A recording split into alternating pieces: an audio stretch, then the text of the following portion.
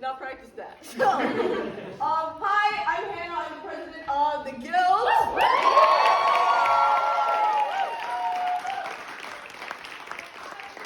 My amazing e-board, Kailer. I'm the treasurer of the Guild. I'm Helenna. I'm vice president of the Guild. I'm Kylie. I'm the marketing chief for the Guild.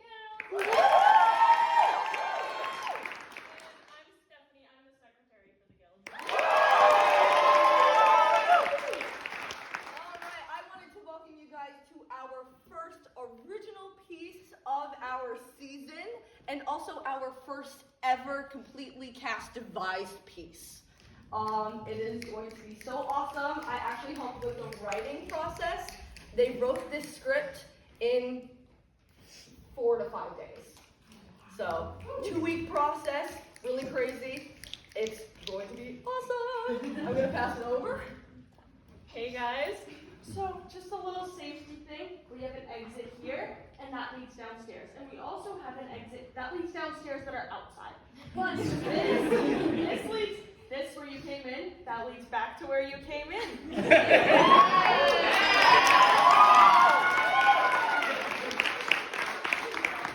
event of an emergency, hopefully we don't have one, but in the event that there is an emergency, the cast and e-board have been instructed to help you all safely exit. So in the event of an emergency, please listen up to the e-board and cast members. Thanks, guys. In typical Guild fashion, there will be a Liz Lerman talk back after this with some students and some faculty. Not mandatory, but if you'd like to join us, please come back up here after you finish saying goodbye to everybody for the talk back. Also, in typical Guild fashion, this whole performance will be recorded and photographed and will be available on our YouTube, so you don't need to worry about recording it yourselves. We got you. This performance is going to run about 50 minutes with no intermission. Another important thing to note, these content advisory posters are posted on your way up, but if you did not see them on the way up, I'm going to read them to you now. Content advisory warnings for violence, sexual assault, loud noises, and swearing. Please take care of yourselves. Alright, so there's no better time to have a devised piece about feminism than right now. So we thank you for all.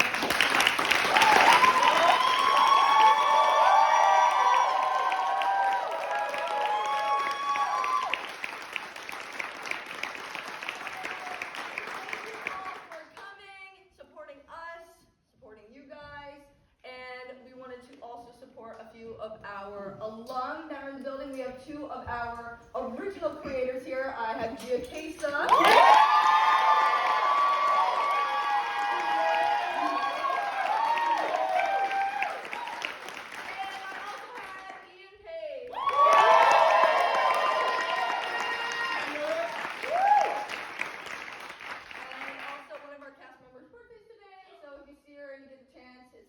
Happy birthday, Franny, so everyone just yell happy birthday. Happy birthday! All right, without further ado, I give you our director of Loud and Clear, Mooradian.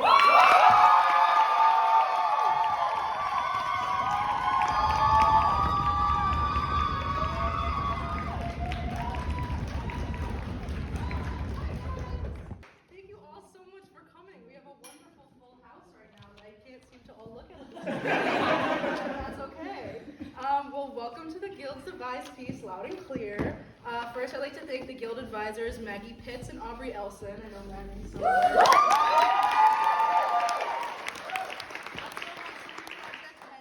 so love her very much. I'd also like to thank our wonderful stage manager, Makenna Calvao.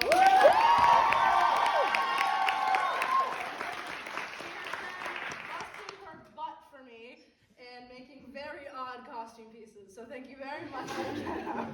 I would also like to thank Max Mondi for coming to our writing workshops. He helped us out a lot. Like Hannah said, we only had a few days to write this show, and it is beautiful for having been done in a few days. I'm very, very proud of this cast. I'd also like to thank Some of the women who inspire me to be the feminist I am today, my grandmothers, obviously not here, but they're very much of an inspiration to me. I'd also like to thank my amazing roommates who inspired me to be a better person and woman every day. I love you very much. Oh, I'm crying. Like I said, we put this amazing show together in only 2 weeks. 1 week of writing, 1 week of blocking, and I am so inspired by every single member of this cast and crew. They've been working their butt off, and I'm so happy and honored to help them have their voices be heard loud and clear. Thank you for coming.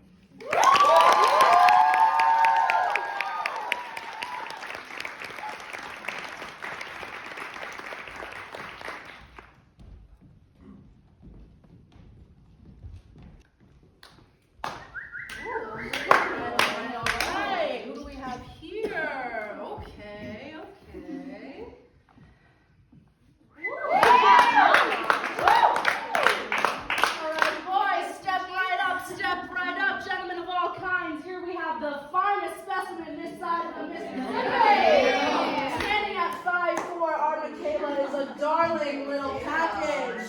And she can be yours for only $20. Pepper is our little spitfire. If you don't like her face, don't worry about it. We're offering free bags with every purchase. You'll have the night of your life. Now, Mikayla strives her hardest to be the best she can be for you. She'll welcome you home with a home-cooked meal and a sweet surprise for dessert. Mikayla is 21, so she is the perfect accessory to follow you to the bar. Now, not every woman is perfect, or else we'd all pass around the same. But Mikayla strives to be her best. That hot meal might be burnt, but you'll have a great time laughing about it. Get a piece of this. Ooh. I want to hear How you doing, sweet cheeks? Aren't you a cutie? Relax for me, baby, just relax. I'd fuck you, but I'd never marry you. Yeah, no, you like this. Your body, my choice. I know you like this. I know you like this. I know you like this. Stop, please. No. No! Don't move! Don't you dare move! You will listen! You will. You don't know me. I mean, you may think you do because you've seen me. But you don't see me. But I see you! You're all so wonderful and sweet and kind when we're on a little date, just the two of us alone. But the minute you're with your pigs in your pen, it's playtime. Let's all race and see who can get in her pants the fastest. Let's knock her drink over, see what comes spilling out of that top. Oh, honey, darling baby, get that for me? No, please. No, thank you. You call me a fine piece of meat? Then why can't you take me off the grill when I start to burn? Does your mother know you're here? Does she hear the evil that comes out of your mouth? What about your sister? Or your cousin? Or your grandmother? Call her what you called me. Call her what you called me. Do it. You can't. Because you're just a bunch of lonely, sad pigs. I'm not a prize to be won. I'm not the night of your life. I'm a person. Just like you, without the ignorance.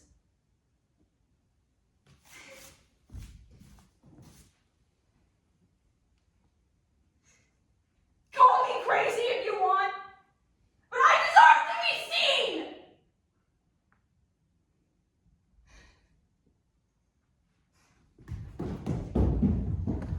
Nice. Women these days have all kinds of, they don't respect us.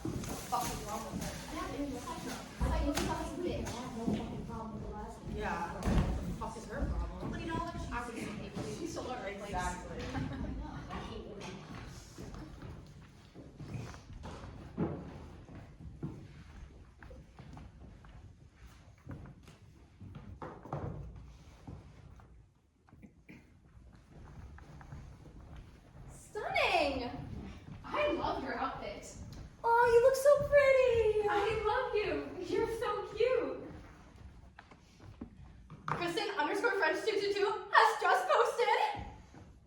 Oh, you look gorgeous. Taylor Hart 36 and others have also commented under Kristen_French222's post. Stunning! I love her Oh, outfit. you look so cute! I love you. You're so cute. Oh. Stunning! I love her Oh, you outfit. look so pretty! I love you. You're so cute. You are the most gorgeous person in this world.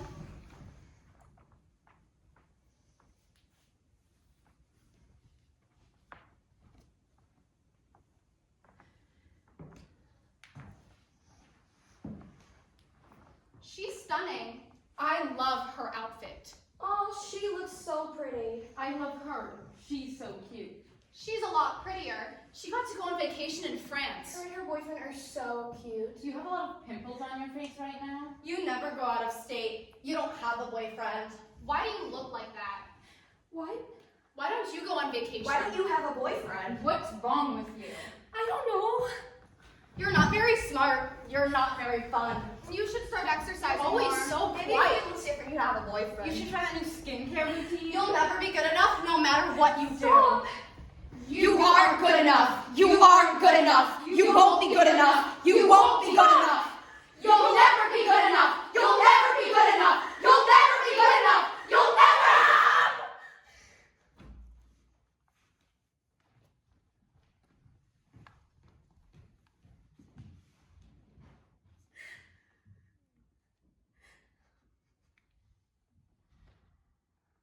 Never ever feel bad. If we're both going through stuff, then we're going through it together. You're important too, and I love you. I'll always be here for you, just like you're always We here are for literally me. living and changing moment to moment and get to watch it happen. Isn't that the most Someone's thing? gonna love you so hard one day, and I'm so excited for when that happens. I don't want to hurt your feelings. You're like a little puppy. But I do enjoy talking to you as a friend. I'm just too damn charming. Know that you are worthy of being loved without having somebody prove it.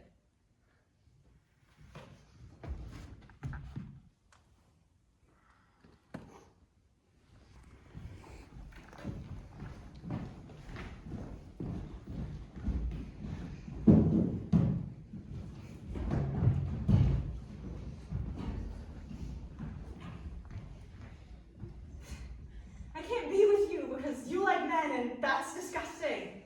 You're not really gay. Why is my sexuality invalid? Because I love people? You're into girls. Can I watch?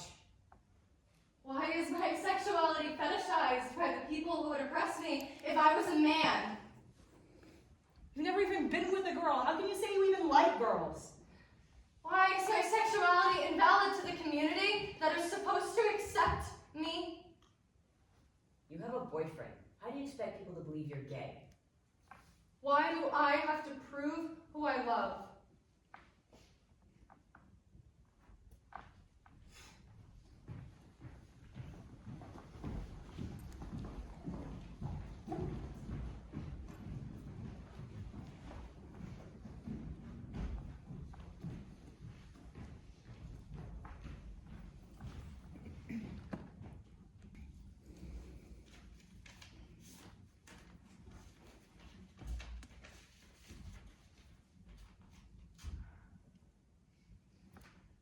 I wish you could see how harmful her words can be. My grandmother, 74 and headstrong, grew up in a southern small town where all she knew was what her parents forced upon her.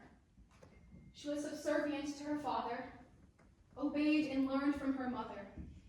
They loved her, yes, but they wanted a son. So as soon as her younger brother was born, everything went to him. But that was the way the world was. Ladylike was all she could strive to be. Perfect posture, crossed legs, clear skin, and a husband to take care of her. She was told she was not allowed to go to college because women didn't need to be educated. She was not allowed to work because her husband needed to tend to the cattle and the children needed to be cared for. One day she had enough. She divorced her abusive husband, took the kids with her, got a job, and raised them by herself. Later, she attended a university and got her degree. She became everything that society told her that she couldn't. But she can never get away from this feeling, this insatiable need to have a man control aspects of her life. Her father, her husband, and her boss. And after she left that job, her son. It's confusing to me, this dichotomy of her being. It's like if you cut her open, there would be two separate versions of her living inside. One is the grandmother who encouraged me to apply to college and applauded me for moving so far away. The grandmother who raised my mom to be proud, to be unshakable. The grandmother who moved away from her small town and lived on her own for most of her life. Then there's the other half. The one who makes comments to me like, "You just need a strong man in your life," or chastises my sister and I for jokingly claiming that we hate all men. Together, these halves create this paradox of a woman, my grandmother, who walks with her head held high, unapologetically wielding her power until a man comes along. Then she shrinks to half her size and loses her ability to speak. She reverts back to her younger self, legs crossed, skirt pressed, mouth shut. The older I get, the more I pity my grandmother. The world moves fast, yet she can't shake these outdated ideas about her place in the world. As much as I love her, I hope to never become my grandmother. I choose to let others decide my purpose. I demand to be seen, heard, to take up space. I wish I could show her how. But no matter what she hears or reads, it's like this submission has been intertwined with every cell of her being. The other half of her clings to any thought of independence and snuffs it out.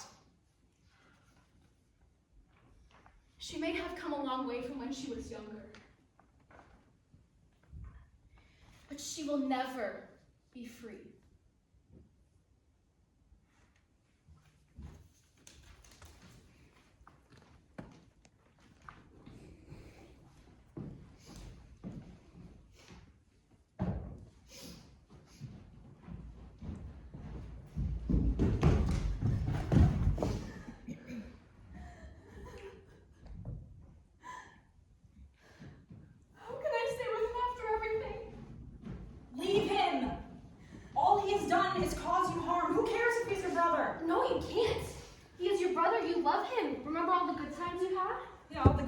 Don't erase all the bad ones. Yes, but there's more good than bad. No, there isn't. Yes, Mom says there's more good than bad. Mom wasn't around. Well, remember when we were rolling down around in yogurt when Mom was away? Or when... You can't even think of more. Those are simpler times. Still, that was years ago. Do you remember when we had to tackle him to the floor and let him punch us to stop him from running away? That wasn't his fault. The doctor gave him the wrong meds and completely messed him up. I'll never forget that night. The doctors gave him the wrong meds. And he wasn't answering the phone. So I called him and I screamed into the line, "Answer the fucking phone!" He refused to do his job. A little 12-year-old girl bruised his ego so much that he refused to do his job. I had to apologize before he would help him. He broke the Hippocratic Oath that night. I am glad he lost his license. I hate him. So do I. He deserves to rot. That doesn't change anything. You know what he did. Say it. You know what I'm thinking. I don't need to say it. Say it out loud. I don't want to. Why not? Say it. Make it real. Oh no, please stop! Please stop. It was 7 a.m. on a Saturday. Mom was gone. And a friend was staying over to watch over us. Stop, please. Christian left and I try and go back to sleep. Gian comes and knocks on my door and asks me to open it. I do. We've been in a good place. I wasn't thinking, I was so tired. I opened the door and there he is. I thought I was going to die. He held me at knife point for an hour as I begged and pleaded for my life. And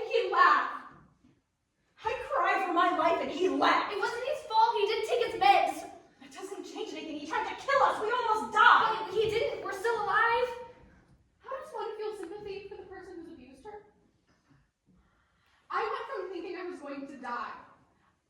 I went from begging and pleading for my life to cradling him in my arms as he cried. He tried to kill me, and I was comforting him. Why is that? Because you love him. He is still your brother. Because you've been conditioned to forgive him no matter what he does. It's not your fault. What will you do? Will you stay with him or leave? Stay. He is my brother after all. I'm sorry. Don't apologize. It's not your fault. It is not your fault. It is my fault.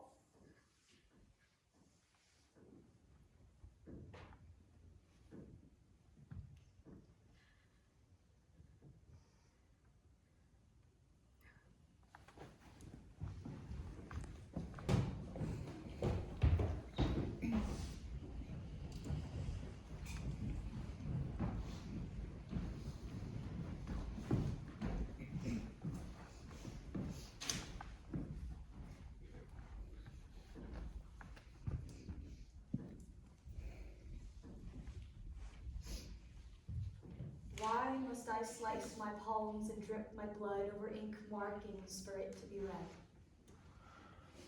Why must I input my veins into the spine of each book so they may be cracked and molded for some sort of distorted, half-hearted handler? Why must I sign my name to a lost initial because the crime of womanhood surpasses the divine works of the English poetess?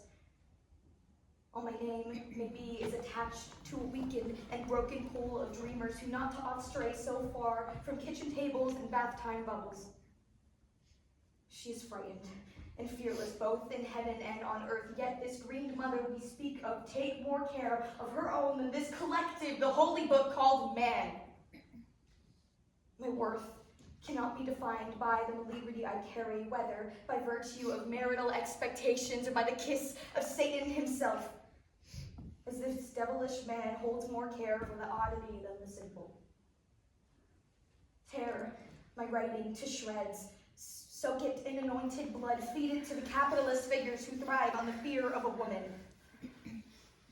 I will not speak in tongues. I will not lower my voice. I will not hold back my tears. I will not scrub floors or crinkle my calloused fingers under soiled dishwater. Slice my palms. Shatter my veins. Engrave my initials deep. To bleed must mean to be heard, in which man must hear my screams from the falls of hell.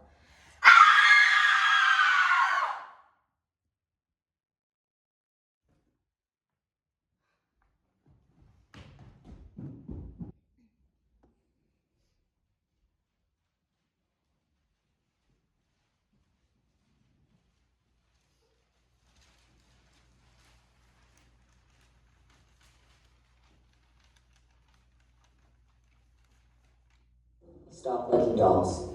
What? But I like dolls. You can't. None of the other girls do. You don't. But I do. I like playing with them. I like giving them names, changing their clothes, and... Shut up! Why? All my friends like them. Not the important ones. The girls at church don't. Emily? She hates anything girly. Especially dolls. Don't you want Emily to like you? Yeah. She's cool. Exactly. She's cool and tough and independent. She doesn't let anyone tell her what to do. You should be like her, not some dumb girl playing with your stupid dolls. And then there's Sarah. She brings cards to church. Don't you think it's embarrassing that you still bring your dolls to church? You're not 4 anymore. No.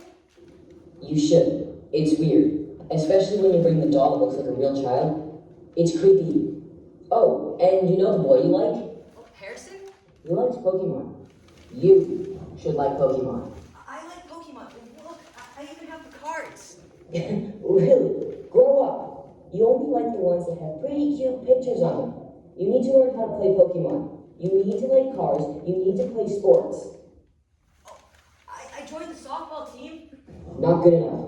You should have joined baseball. That's tougher. They wouldn't let me because the boys are stronger. You're weak. I'll get stronger. No, you won't. You suck at sports. It's why the boys never let you play football at recess. I hated that they wouldn't let me play. They let the other girl play.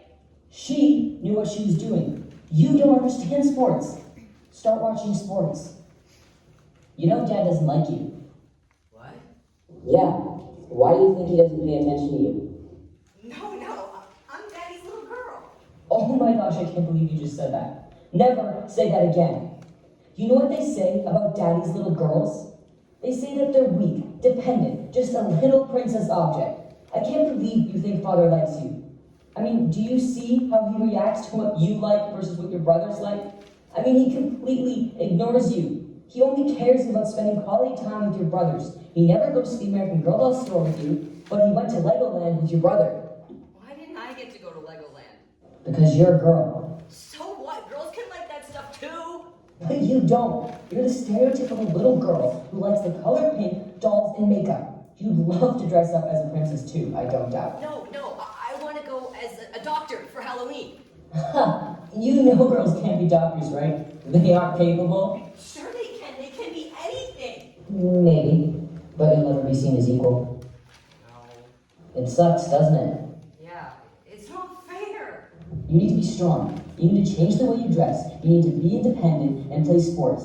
Play with trucks, befriend more guys, but you're just a little girly housewife who likes pink, dolls, who wants to be a housewife, who loves makeup and your stupid little dresses. No, I hate dresses, just like Emily, and I think makeup is ugly, and I got rid of all my dolls. What else do you want? To fix you. What did you do? I fixed you. What did you do? Now you look like them. You can talk like them. You like the same things as them. Trucks over dolls, pants over dresses, career over having a family. That's how it's supposed to be. No more weakness, no more domestic housewife.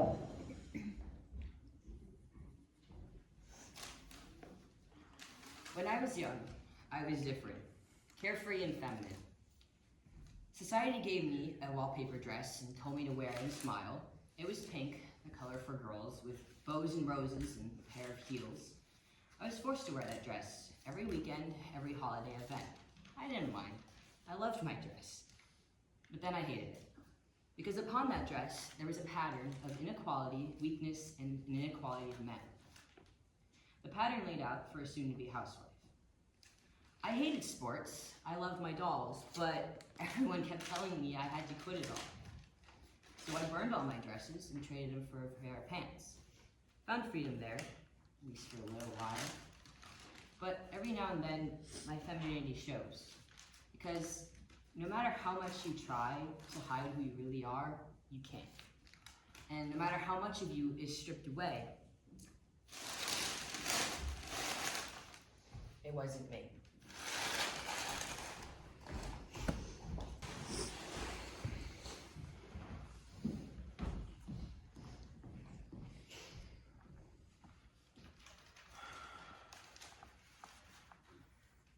Please don't be mad when I tell you I wish I was a different girl than who I am. But over the span of women's lives, the knives pointed at me have been a lot less sharp. So with this warped perception of my place in the world, I try to be grateful, but instead I'm hateful with shame, asking what am I standing up for? I wish I had life enough to shout the demanding importance for my body, instead of whispering prayers for the bodies of women around me. That's a horrible thought to have, I know. I just can't help feeling that I'm not pretty enough or ugly enough to be a feminist. Instead, I'm just not enough of a woman to have a voice, but not enough of a corpse to have the choice to stay silent. I have no violent-born scars to show you on my arms. I won't stand here and lie that I can recall heaps of walks home where men have whistled at my body. I don't carry the same experiences everybody says feminists should, but if you could, leave room to forgive me, because I cry to myself and beg to be used. Laying mentally bruised in my bed, asking why I'm not enough of a woman to be seen by the world in the way I'm being told it is normal to be. And the shame from wanting to be hated has such a weight of humiliation.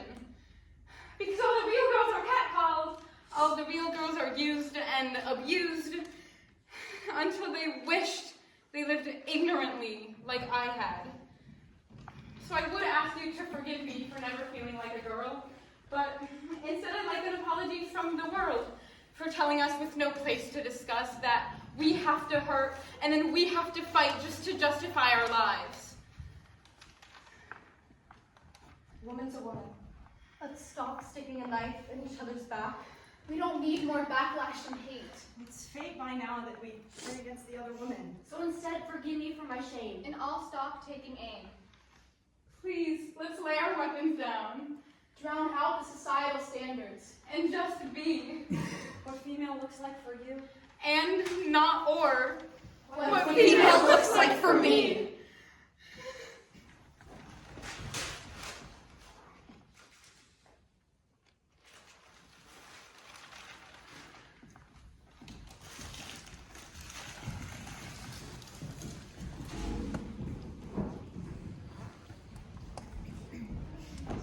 Do you think this is good? Is it too plain? It is too late. But black is classic. No. Oh. What do you mean? No.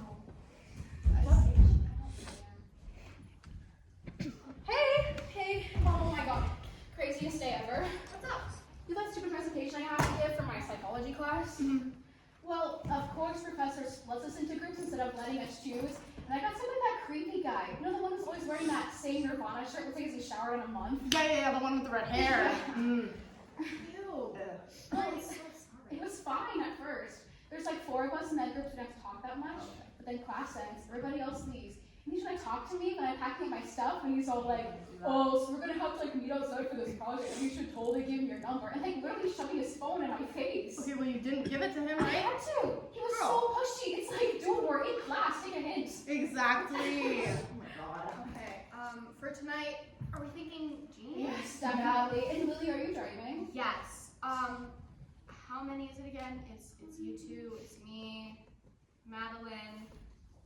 Is Jamie coming? No, I don't think so. I'm pretty sure she has work tonight. Oh, I miss her. Oh, that's probably Madeline. I'll grab it. Oh.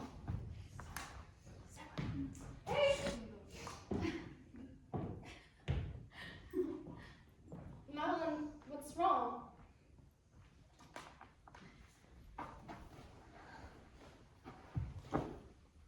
Sorry guys, I was on my way here and I was using the main road through campus and there was this car that was driving near me and they rolled down their window and they started whistling at me and I turned around and I realized it was just a bunch of stupid guys, so I tried to ignore them, but then they drove up to the curb and slowed way down, just following me.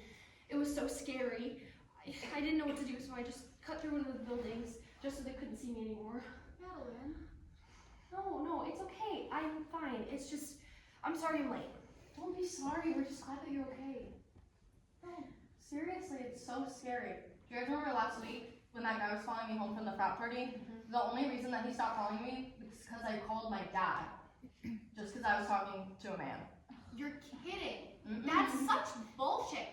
It's just like when I was taking the train back home last semester and this guy kept staring at me and he wouldn't stop until David got on at the next stop and sat next to me. My boyfriend should not have to be my bodyguard. I should feel comfortable in public just like everyone else. Exactly. Men don't realize that we're not just objects for them to ogle at in public. Oh my god. Tell her about the guy in sight. Don't tell me it's that creepy one with the weird bandana obsession. Oh my god, what do you do this time? Well, he's in my group for this project that we're working on, and he practically made me give him my number earlier today because he couldn't take no for an answer. Oh, I'm so sick of men thinking that we want their attention. Like, nobody wants to go out with you. And then when you do go out with them, they belittle you and make you think that you're never going to be good enough no matter what you do. I love you guys. You get me. What do you guys say we just stay and do movie night tonight? It's been a really long time since we had a I night with was us hoping girls. you would say that. Yes, me too. That's exactly what I need. Sick. Do you guys know what we should watch? No! What? Okay, you pick the worst film. I do not! Yes, you do. Fine! You guys can pick the movie, but next time you have to watch what I want to watch. Oh, I love this one. He's so...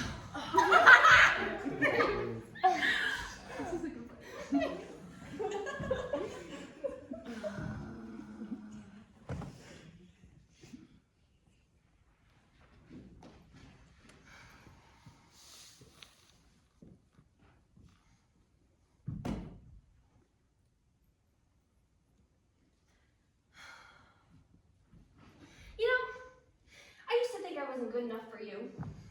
I thought I wasn't skinny enough, I wasn't confident enough, I wasn't comfortable enough, not experienced enough. I thought that I wasn't worth your time and she was. I used to think that she was better because apparently she is all those things. And I hated that I wasn't. I wanted to be her so you would like me again. But recently I've realized a few things. At least I'm kind. At least I tell the truth. At least I've learned to know when people are genuine. At least I know what it takes to work on myself. At least I always try to see the best in people. I genuinely thought that I did something wrong for a long time. I can't believe I ever thought I could ever trust you. I trusted you so much, and now I'm just embarrassed that I let my guard down.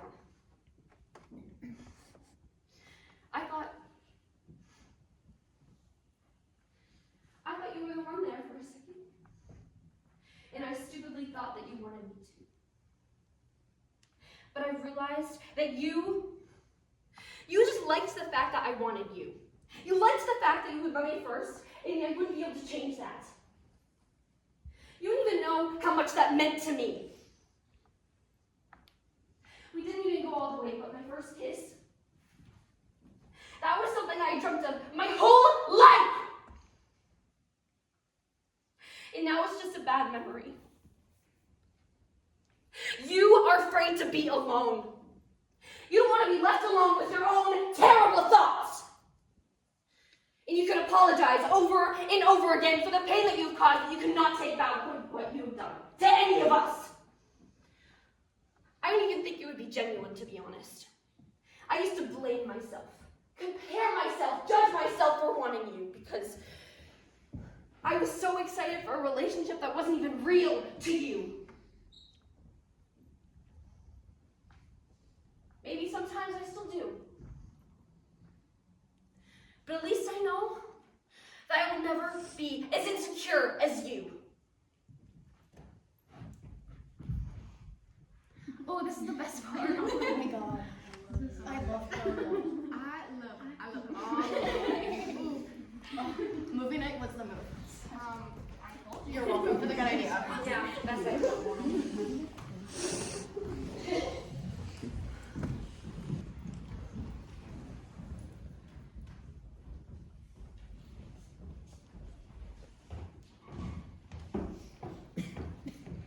Hello.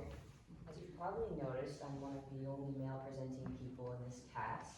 I'm very grateful to have been part of this project, and I've learned so much from these amazing people, and I actually realized that I have a lot of questions for men. But since this is a piece about feminism, I'd like to amplify a woman's voice in the process. Dear men, why do you act the way you do? Why do you belittle women and treat them as some sort of object there for your taking? Why is sex always on your mind? How can you sit there and be nice to a woman, cater to her every desire, treat her the way she deserves, and then turn on her and expect that she'll sleep with you? Why can't you just look at a woman and think, wow, she's so cool, she's so smart, she's someone I'd like to be friends with? For the record, you can be just friends with a woman. It's possible, despite what society says. There's this thing called platonic relationships. But you look at women as if they're objects instead of human beings, as if their looks are the only thing that matter. Why do you catcall them in the street? You know that's not a compliment, right? It's creepy and gross. Why do you look at women and treat them like they're some sort of reward to your ego? Women don't owe you anything. Don't expect them to give you anything. You're gonna sit there and whine and complain that you put in all this work and now she's not even gonna sleep with you. Why the fuck did you think she would? Why can't you respect women? Why can't you accept that they are just as capable, if not more, to do the same things you do? To play sports, to work in a law office, and to own a business? Why can't you look past your toxic masculinity and let yourself be human? Let yourself be vulnerable and not just have sex, but to be able to bond with someone, male or female? Why do you belittle women? Why do you dismiss their experiences, their opinions with the wave of your hand? Why can't you just be a decent person and respect those around you? Stand up for what I hope you know is right. When that friend starts talking about body counts and who he wants to sleep with, tell him to knock it off. I get standing up for stuff isn't easy. But don't you want to be a decent, respectable person?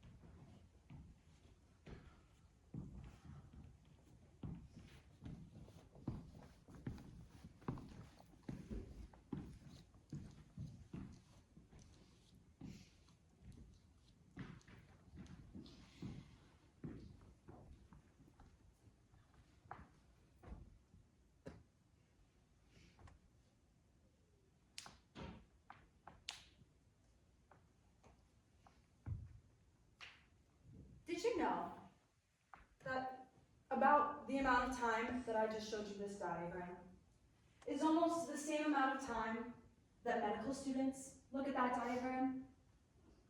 On average, the normal medical student spends 1 class on the female anatomy, a nurse even less, a gynecologist, maybe 2 days. Why is that?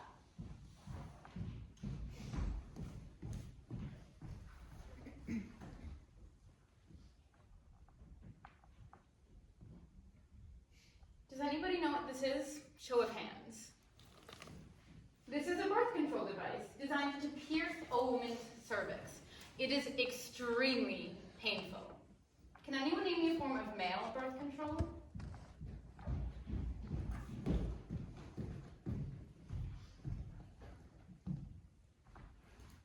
How many people have heard this word? How many people are afraid of it? Did you know that a vasectomy is reversible? That many men will be put under for this type of procedure so that they don't have to feel pain? Did you know that when a woman gets her tubes tied, it is meant to be permanent and typically extremely painful? Women do also get put under for this specific procedure, but many other painful procedures they do not get medicated for.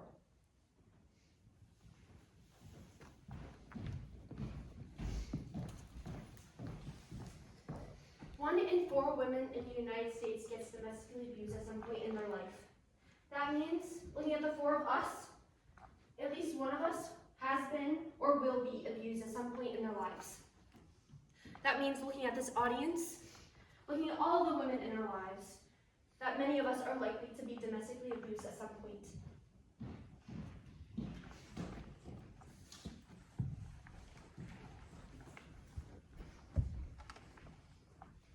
One in 5 women will be sexually assaulted, raped, or have an attempted rape against them in their lifetime. That means at least one of us has been or will be sexually assaulted at some point in our lives. That means that it's highly likely that a woman that you know has gone through this experience.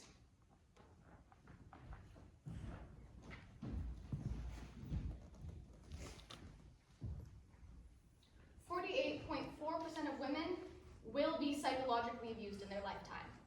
7 in 10 women who are psychologically abused will have PTSD. 95% of people who are physically abused are also psychologically abused.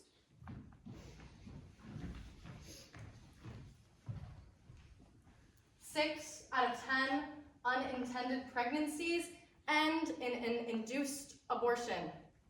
Some of these are for safety reasons. Why must you tell us what to do with our bodies?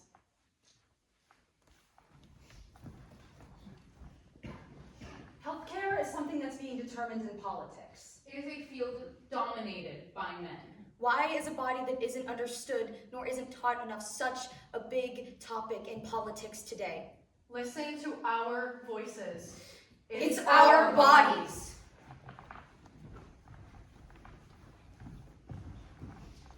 Our bodies are our bodies. We are strong.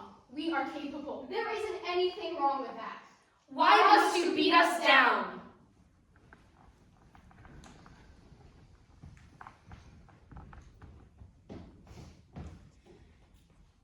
Hear us!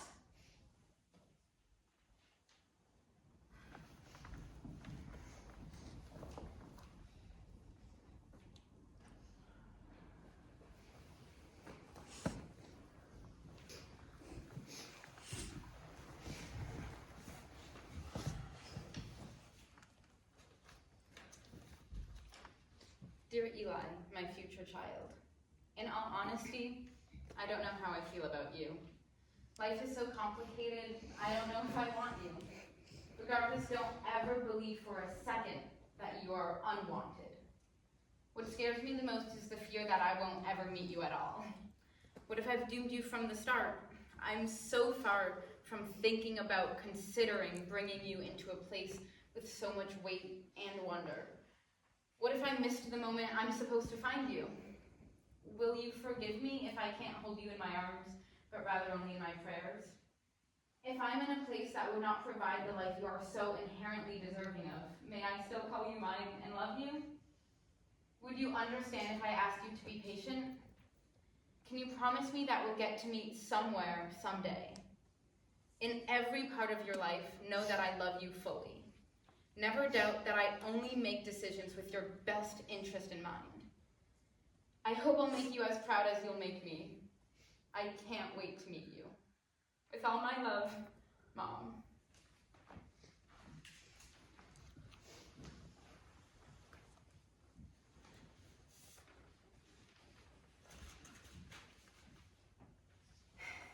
Mom,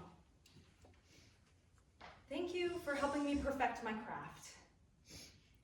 Starting at 7 years old, I was working on my acting technique. Someone put their unfinished dinner in one of the plants in the family room. Genius idea, I wish I had thought of it.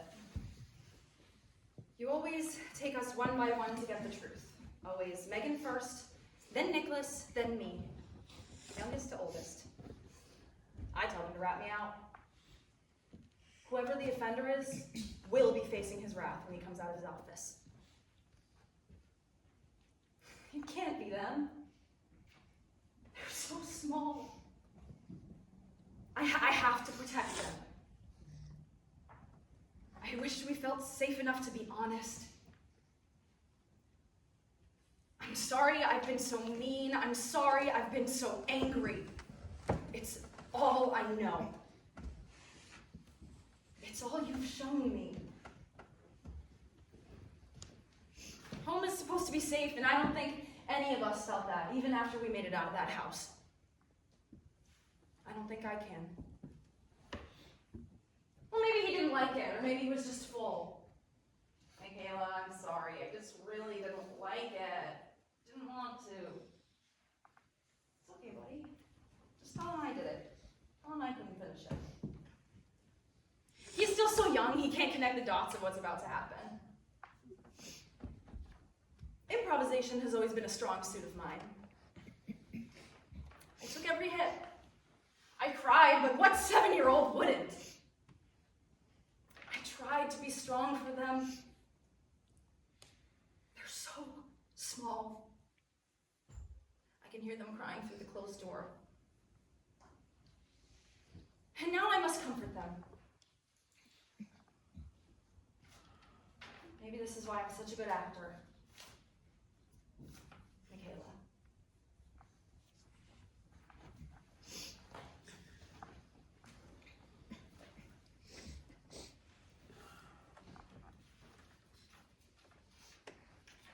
Dear Mom, I love you. I hope you know this. In the past, we've had our differences and I felt trapped at times. Sometimes I still do. But now I realize that you have only wanted the best for me. I didn't understand it before, but I am so lucky to have a mom like you. I have always looked up to you. You've worked so hard to get where you are today. You've shown me to be kind, to be understanding, to always try to see the best in me. I appreciate that you support me in my ridiculous dreams. dreams, and I hope you'll be okay when I eventually move a little too far away.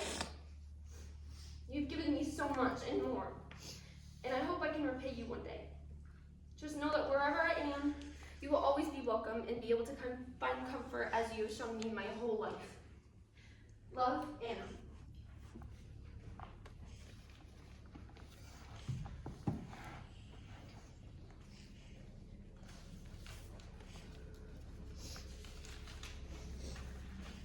Dear Mom, I don't blame you.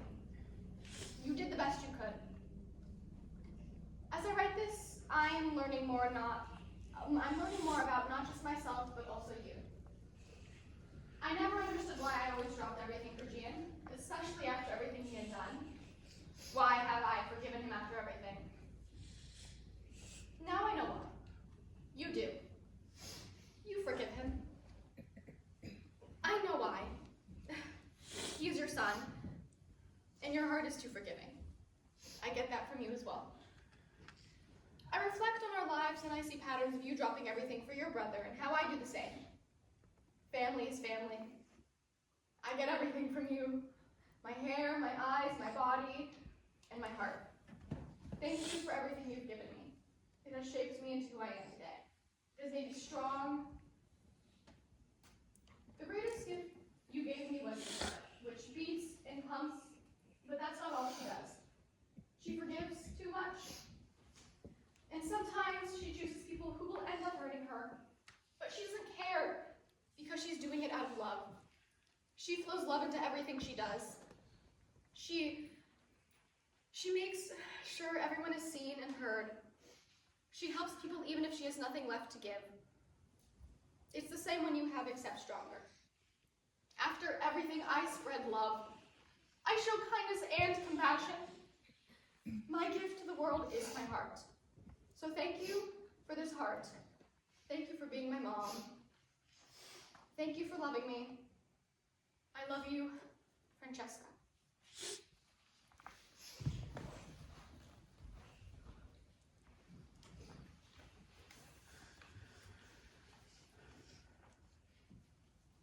To my dearest mother, for better or worse, I'm sorry. I see all the wrong with my dreams in your eyes, knives tearing through your soul when I were to denounce the love or lack thereof I never felt for any man you led me to. I'm sorry I couldn't sit up straight or cross my legs tight enough for you to see they never fit there in any style but queer. I'm sorry I could not fit the box your mother, her mother, and hers thereafter, handed down between cracks of capitalism and incapacity. I ache, Mother. I ache deeply. I ache in all your dreams I could not follow. I ache to be this gold starlit sticker on your dreamer's chart. I ache to see you smile at my button-downs and slacks, necktie, and ladylike loafers. I ache for your joy, your content, your bliss. I ache for all these things radiating, drying, pouring over my freckled cheeks. And all in every way I am sorry. I am sorry I am all the things wrong with me. And maybe, just maybe, an apology is not due to you for me. So I am sorry, dearest mother. I'm sorry to me. In all she will become in spite of your apprehension for the world I wish to see, all for that loud woman I wish to be. Love, your dearest queer daughter.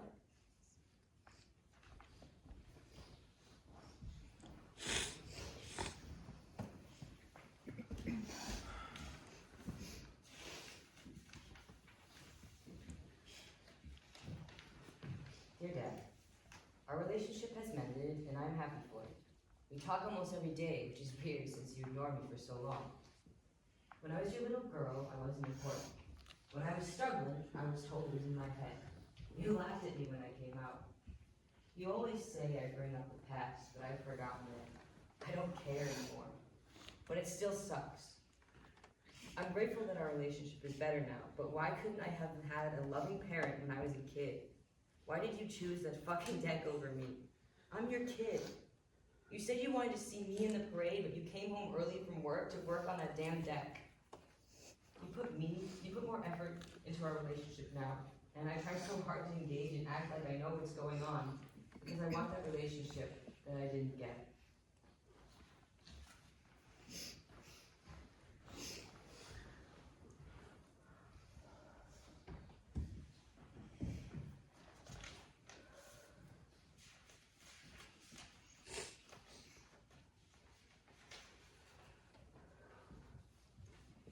Dear Mom, I see you struggle with the same things that plague my existence. You look in the mirror and analyze all the things you wish you could change. You pick at your nails when work gets stressful and you can't hold back tears when someone disagrees. But you always taught me how to be so strong, how to wrangle the mean voices in my head, to look in the mirror and see my beauty, not my flaws. You taught me to roll the car window down and blow out my bad feelings when I felt nervous, graciously saving my cuticles from overly anxious hands. We shared so many things: our brown hair, love of books, our coffee addictions. I wish we also shared a mom. I wish someone would have told 12-year-old Amy to blow out her bad feelings like you always did for me. Then you might be able to see the person in the mirror that I see when I look at you.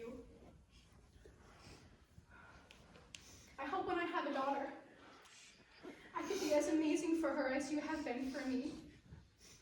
Love, your favorite child, let's be honest.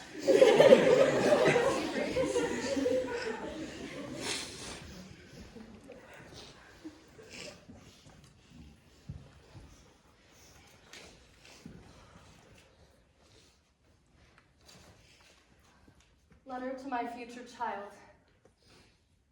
I love you. I may not have always felt that way, but now I promise to always love and support you and keep you safe. I will be honest with you and hold you when your heart breaks, when you ask why it hurts and if it will ever stop. I will tell you that you will always feel it, but that one day it will get better. You will find someone who is the sunshine that keeps the clouds away. You are my sunshine, my everything. I worry about my dreams causing me to not be a good mother and not allowing you to pursue yours. I will always be your shoulder to cry on. I hope I'm strong enough to meet you someday. I love you, my sunshine.